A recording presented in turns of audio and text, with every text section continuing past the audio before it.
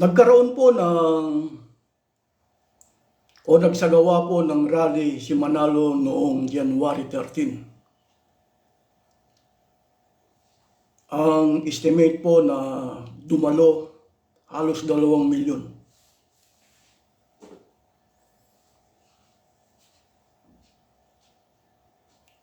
Ito po yung nangyari noong January 13, ano? Ngayon, bakit sila napahiya? O bakit hindi pinakinggan ang kanilang gusto?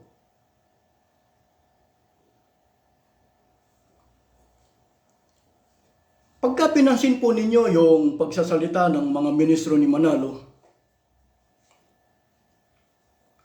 ang bukang bibig nila, peace at saka unity. Ang salitang peace sa Tagalog po, kapayapaan. At yung unity, pagkakaisa. Yun po ang bukang bibig nila. Pero ang gusto nilang mangyari, huwag ma-impeach si Sara. Kaya iba po yung bukang bibig nila kaysa doon sa gusto nilang mangyari.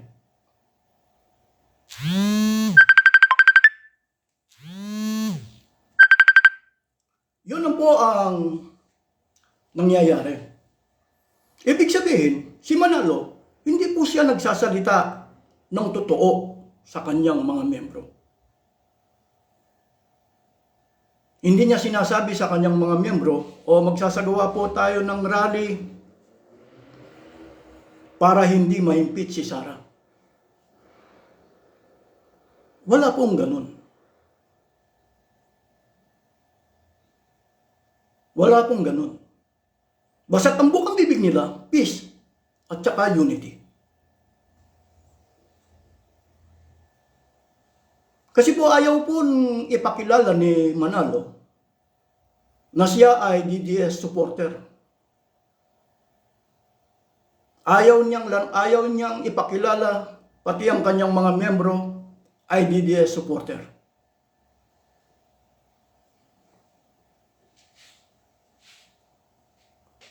Kaya bukang bibig nila, peace at saka unity. Kaya gusto ko pong iparinig sa inyo itong si Arnel Tumanan na isa sa mga naging tagapagsalita noong January 13. Meron po akong gustong ipapansin sa inyo. Pakinggan po ninyo kung anong sinasabi ni Arnel Tumanan. Nagtipunan, iba't ibang reliyon, iba't ibang samahan at sanay ng pamahalaan upang isagawa po ang ganitong mapayapang pagkilos.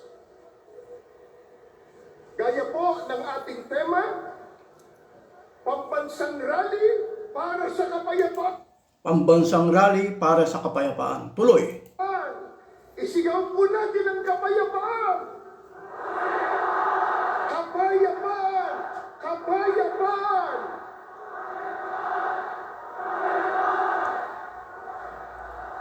Maliwanag po sa atin na isang aral ng Diyos na nakasulat po sa Biblia na dapat tayong magpasakop sa kapangyarihan o pamahalaan ng bayan, na yan po ang katangian at sinusunod ng mga kaalib sa Iglesia ni Cristo.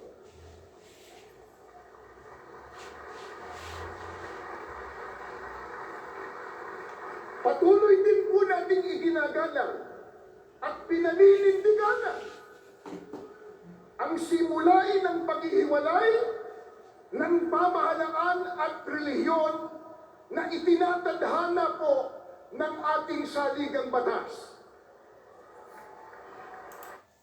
Napakinggan po ninyo si Arnel Tumanan.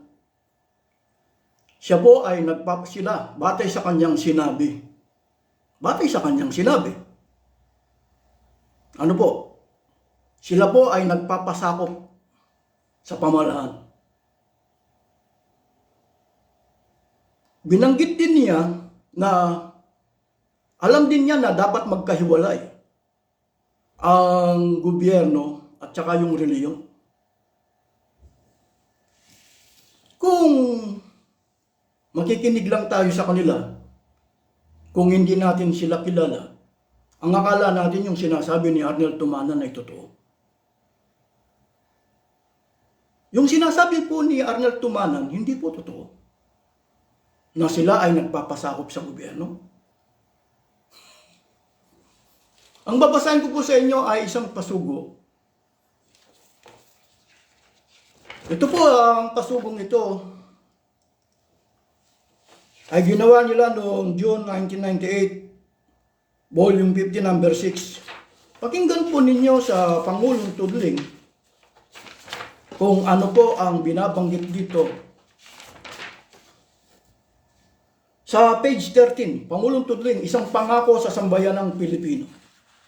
Ilang araw matapos magkaroon ng malinaw na direksyon ng resulta ng halalan noong Mayo 11 at mabanag na magwawagi siya sa pagkapangulo si Vice Presidente Joseph Estrada, ay nagsadya kay kapatid na Randy Manalo, tagapamahalang pangkalahatan ng Iglesia ni Cristo, upang magpasalamat sa tulong na ibinigay ng Iglesia sa kanyang kandidatura. Sa pagkakataon din yaon, ay ipinaabot ni kapatid na Eranio ang pagbati ng mga ministro at kaanib sa Iglesia sa magiging pinuno ng Republika. Subalit sa kanyang pagbati ay mariing ipinagunita ng tagapamahalang pangkalahatan kay Estrada na dapat lamang niyang tuparin ang kanyang pangako sa sambayanang Pilipino na kanyang nilagdaan sa harap ng mga ministro ng Iglesia sa tagapamahalang pangkalahatan 2 linggo bago ganapin ang pambansa at panlokal na halalan. Ito po, si Manalo at saka po yung gobyerno sa pamamagitan ng Pangulo.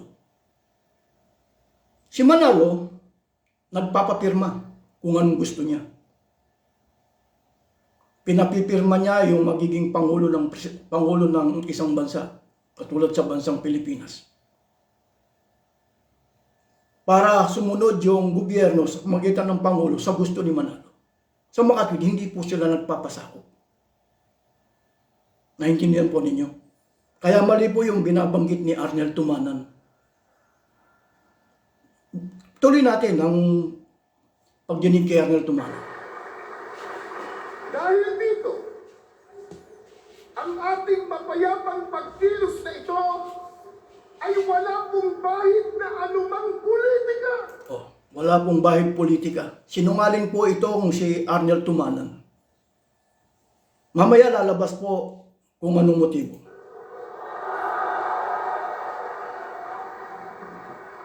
Hindi po tayo nanghihimasok sa mga pinuno ng ating bayan sa pag-uukit nila ng pamahalaan. No, sinungaling itong si Arnel Tumanan. Hindi po natin nais makialam sa pagpapatakbo ng pamahalaan ng ating bansa. Ano po ang nais ng maraming kababayan po natin at nag-angaw-angaw na kaanib sa Iglesia ni Cristo narito ngayon? Ang nais po natin, ang maliit na tinig na ngayon ay pinagsasama-sama natin sa ating rally, mapakinggan naman ng pamahalaan. Hindi nga sila, kita ba? May kahilingan sila, pero hindi binabanggit. Ciclo, ecco con questo sporco. Dali. E allora? Talas-tas. C'è Prill. Prill Excellence è il numero 1 contro lo sporco incrostato anche a basse temperature. Cambia programma e risparmia energia con Prill Excellence. Passando al ciclo eco con Prill Excellence puoi risparmiare il 20% di energia. Con Selex anche Ugo hai il superpotere di fare una spesa di qualità risparmiando. Per tutto aprile pasta all'uovo Saper di sapori Selex a solo 1,49 €. Nel tuo supermercato preferito e online. Con Selex siamo tutti supereroi. Bago tayo matipon dito kaninang umaga, meron pa po Pakinggan ninyo. nabasa at narinig isang politiko Oh, nakalulungkot Ang tinutukoy po niyang politiko rito ay si Senadora Laila de Lima. Ang binabanatan niya rito ay si Laila de Lima. Sa ngayon, si Laila de Lima ay tatakbong party list. Bago pa sumikat, kay laos na.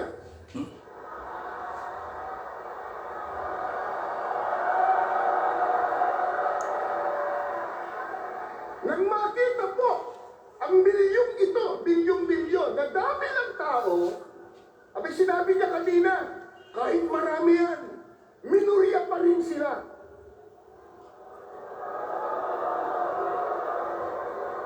Eh sino ba nagsabi sa kanya na tayo ang mayorya? Pero, sa dami natin ngayon, at sa lakas ng tinig ng mga mamamayang Pilipino, eh parang tayo na ang nasa mayorya.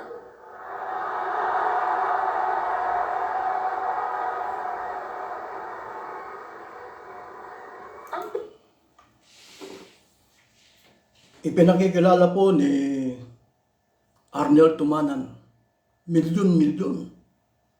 Kita mo, ang akala nila napakarami nila. Di ba?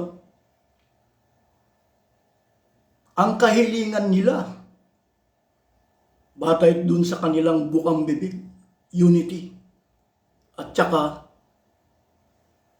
peace. Kumbaga, nagpakita sila ng puwersa. Pero yung po bang puwersang ipinakita nila, meron po bang nangyari? Ganito po ang ating matutunghayan muli sa isang tagapagsalita rin ni Manalo na si Edwil Sabala. Si Manalo kasi po, hindi po siya pwedeng magsalita na nakaharap sa mga video, ayaw pong lumabas. Kaya meron po siyang tagapagsalita. Gusto ko itong sinabi ni Edwil Sabala, ang magsalita ay si Manalo mismo. Pero dahil si Manalo po nagtatago sa kanyang opisina, gumagamit po siya ng mga tagapagsalita niya, na ito pong si Edwil Sabala, pakinggan po ninyo.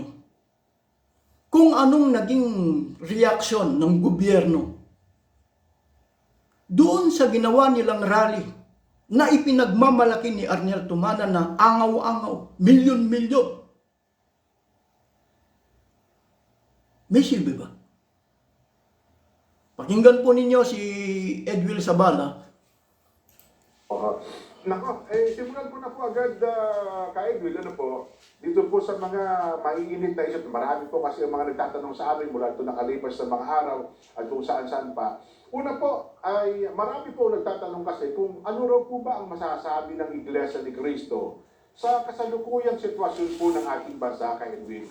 Kuya Jen, sa iyo nang galing ang tanong. Pasensya ka na, hihingi ako ng dispensa, Kuya Nelson. Sa inyo nang galing ang tanong, pero i-address ko sa audience natin. Sa inyo po, tama po. Sila po kasi nagtatanong talaga. Opo, kaya sa kanila dapat makarating.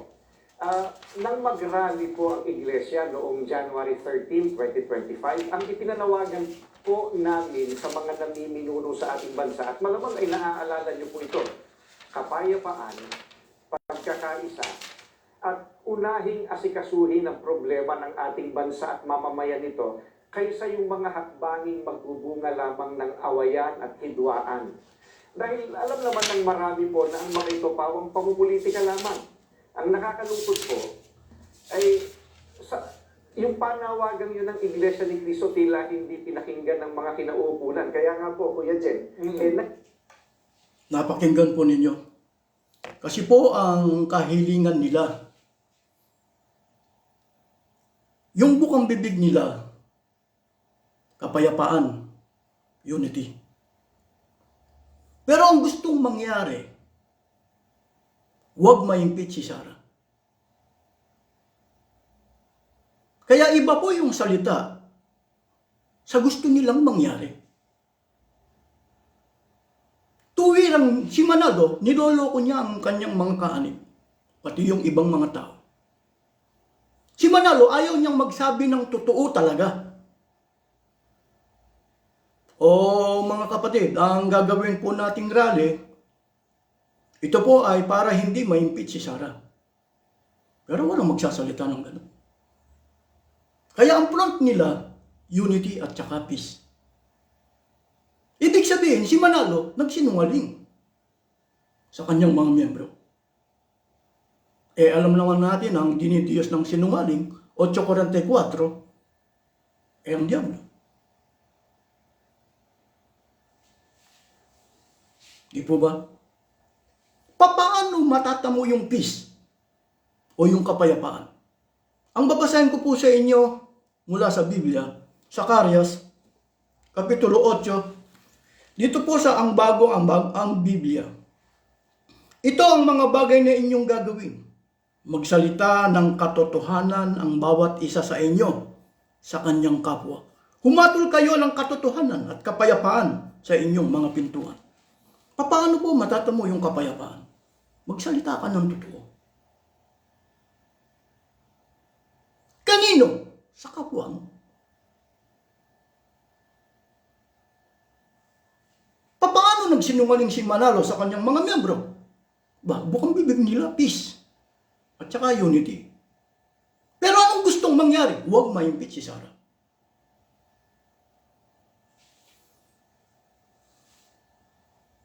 Batay sa sinabi ni Arnel Tumanan, hindi raw sila nakikialam sa politika. Totoo po si Arnel Tumanan ginagawang tanga yung mga miyembro. Yung huwag ma-impeach si Sara, hindi po ba pakikialam sa politika? Pakikialam.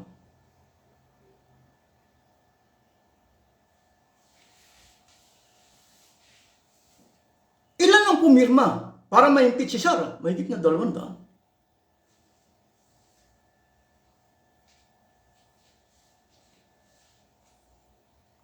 Kaya sinasabi niya, hindi sila pinakinggan. Ipinagmamalaki ni Arnel Tumanan na angaw-angaw, milyon-milyon. Iba't ibang sektor ang kasama nila. Pero sinasabi nila, hindi sila pinakinggan. Napaya. Bakit? Si Manalo at ang kanyang mga ministro ayaw magsalita ng totoo kung anong gusto nilang gawin. Pinopront lang nila yung unity at saka peace. Kaya pinagmamalaki pa nila ngayon na hindi sila pinakinggan. Kaya napahiya si Manalo. Si Manalo po ay DDS supporter. Dala ang kanyang mga miyembro. Nakita po ninyo. Pero batay sa aking sinabi, kung gusto mo ng kapayapaan, kung hangad mo yung kapayapaan at unity, magsalita ka ng totoo. Kung anong gagawin nila. Salita at saka yung gawa, dapat magkatulad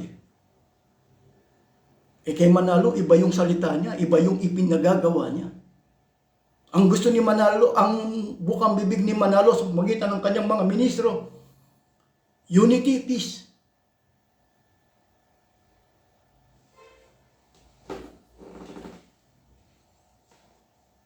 Pero ang gusto nilang mangyari, huwag ma-impeach si Sara.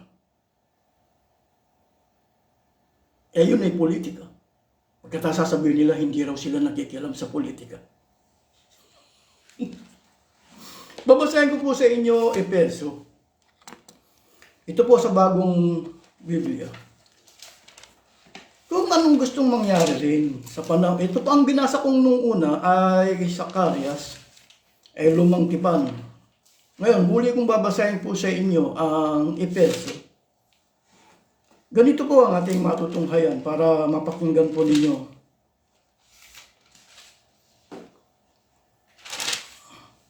Dito po sa 4. Kaya't pagkatapos itakwil ang kasinungalingan, ang bawat isa ay magsalita ng katotohanan sa kanyang kapwa, sapagkat tayo'y bahagi ng isa't isa. Bakit ini-address ko ito kay Manalo? Si Manalo po kasi bukang bibig niya, peace, unity. Yun ang kahilingan nila na inilalabas sa tao.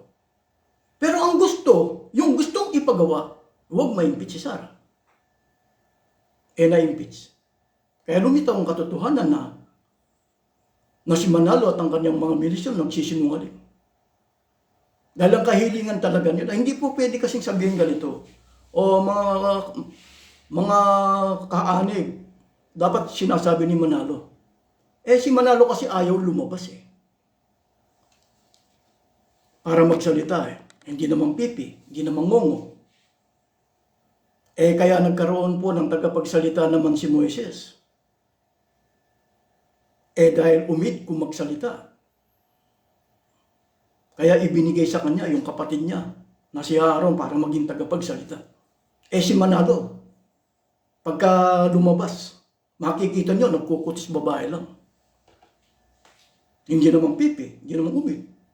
Pero gumagamit siya ng mga tagapagsalita. Di po ba? Dapat sinasabi ni Manalo, lantaran. Ito pong rallying ito ay political rally. Para hindi ma-impeach si Sara. Ito po'y pakikialam sa gobyerno. Tayo, kung papasinin po natin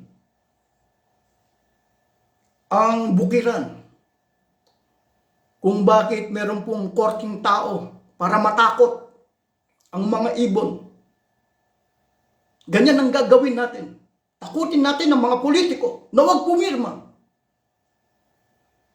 Kaya magsasagawa po tayo ng rally para hindi ma-impeach si Sara. Wala pong magsasalita ng gano'n. Kaya puro pagsisinungaling ang ginawa nila. Kaya si Manalo hindi po siya naghahanap ng kapayapaan. Dahil ayaw niyang magsalita ng totoo sa pamamagitan ng kanyang mga ministro.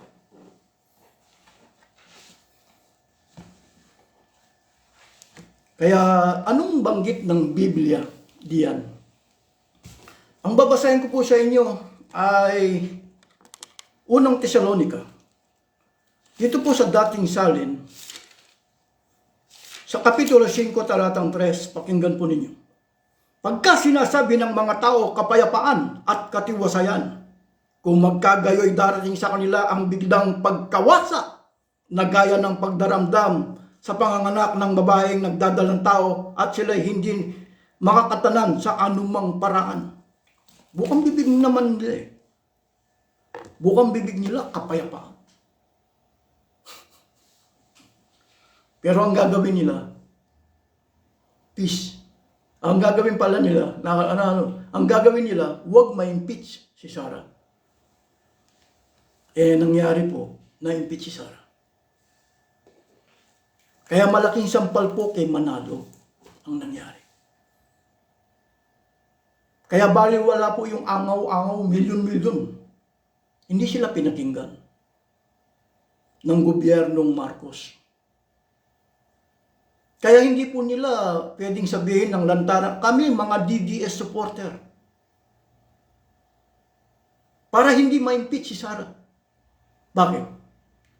Baka mawala po yung laging kahilingan nila sa mga gobyerno kasi po bawat ahensya ng gobyerno, karamihan mga miyembro ni Manalo.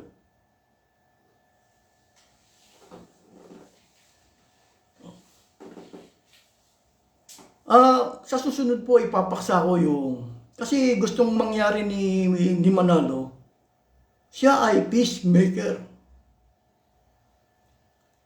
Ang peacemaker dapat pumapagitna ka sa dalawa. Halimbawa, sa dalawa, pumapagitna ka. Hindi mo pwede, hindi yung magwa one side ka. Kung gusto mo maging peacemaker. Si Manalo hindi naman karapat dapat na maging peacemaker. Bakit? Magnanakaw.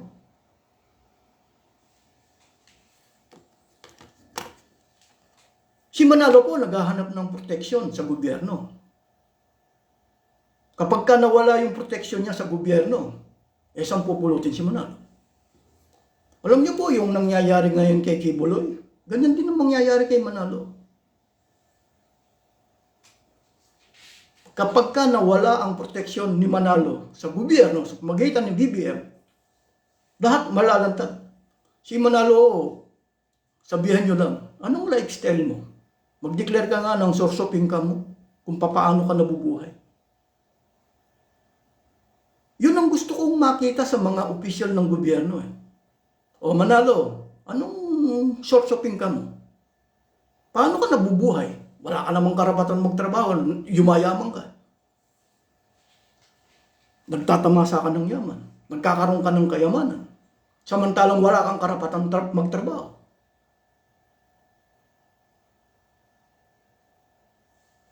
Kaya kung minsan nakikita ko kasi sa, lalo na ngayon sa mga kay Atty. Claire Castro, laging bumabanat yung announcer ng Iglesia ni Manalo sa Net 25. Ang pinupuntirya nila yung kung paano mapahiya si Bongbong Marcos. Bakit? Sila kasi napahiya sila. Kaya kapag sinusubaybayan nyo ang Iglesia ni Manalo, malaking kahihiyan ang ginawa nila. Kaya ipinagmamalaki ni Arnel Tumanan. Si Arnel Tumanan, kung tutuusin, ito yung binasa ko rito. Sinabi na nga niya rong matagal na yun doong magsalita rin siya laban sa gobyerno, na meron silang pinipirmahan. Pero kinansel nila yun. Kaya si Manalo, gusto niyang magdikta. Nagpapakita siya ng gila sa gobyerno. Ang problema, ang akala niya, kasi po hindi po siya karapat-dapat na maging peacemaker. Lagi po nating tatandaan na siya po ay magnanakaw. Siya po ay namamalimos lang gamit ang reliyon, ang yaman. Yung tinatamasa ng yaman galing po sa limos. Kaya hindi po siya karapat-dapat na maging peacemaker. Tatandaan po natin. Yan po ang aking naipaglingkod kung bakit napahiya si Manalo sa ginawa nilang rally noong January 13 dahil si Manalo ayaw po niyang magsalita ng totoo kung anong dapat gawin. Ibig sabihin, hindi tugma yung salita sa gawa. Hindi po tugma. Kaya napahiya sila. Kaya marami pong salamat sa mga nanonood. Ganito po,